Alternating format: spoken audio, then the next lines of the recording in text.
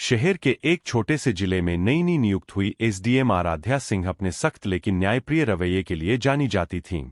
एक दिन उन्होंने सोचा कि असली हालात जानने के लिए बिना किसी पहचान के शहर का निरीक्षण किया जाए।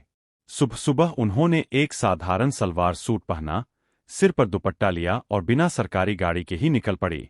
थोड़ी देर बाद वह एक व्यस्त बाजार में पहुंची। वहां एक बूढ़ा आदमी सड़क किनारे फल बेच रहा था।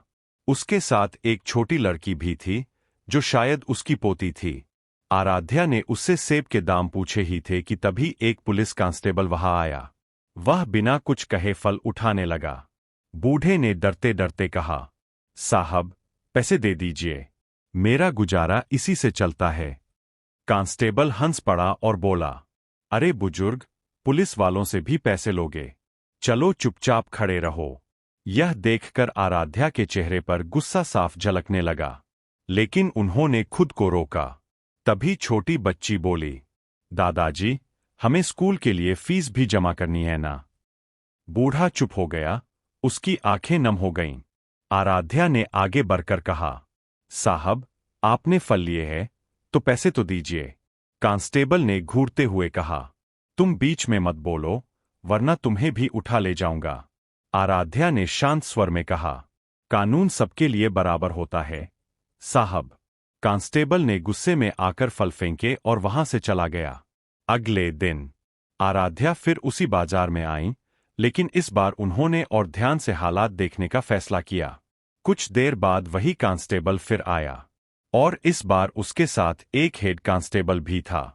दोनों मिलकर दुकानदारों से जबरदस्ती पैसे और सामान लेने लगे। आराध्या ने सब कुछ अपने मोबाइल में रिकॉर्ड कर लिया।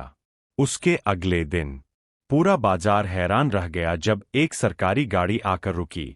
उसमें से उतरी वही साधारण सी लड़की, लेकिन इस बार वो थी एसडीएम आराध्या सिंह। साथ में पुलिस के बड़े अधिकारी भी थे। आराध्या ने सख्त आवाज में कहा, कल तक जो गरीबों को डराते थे, आज कानून उनके सामने खड़ा है। उन्होंने वीडियो सबके सामने दिखाया। कांस्टेबल और हेड कांस्टेबल के चेहरे से रंग उड़ गया। दोनों हाथ जोड़कर बोले, मैडम, हमसे गलती हो गई, हमें माफ कर दीजिए। आराध्या ने कड़क आवाज में कहा, गलती नहीं, यह अपराध है। वर्दी का मतलब सेवा होता, लूट नहीं। उन्होंने तुरंत दोनों को सस्पेंड करने का आदेश दिया और जांच शुरू करवाई। कुछ दिनों बाद बाजार का माहौल बदल चुका था। अब कोई भी अधिकारी गरीबों को परेशान नहीं करता था। वही बूढ़ा फल वाला अब मुस्कुराते हुए अपना ठेला लगाता था, और उसकी पोती खुशी खुशी स्कूल जाती थी।